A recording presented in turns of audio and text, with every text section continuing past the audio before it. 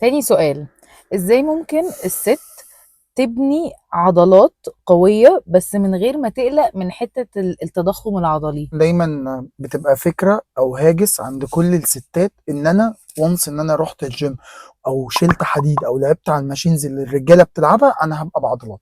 طيب خليني اطمنك واقول لك ان ده مستحيل يحصل. عارفه ليه ممكن ما يحصلش؟ لانه ببساطه تكوين جسم الست ما يسمح لهاش انها توصل للشكل اللي هي خايفه منه ده الا لو خدت استرويد. غير كده او خلاف ذلك ده مش هيحصل.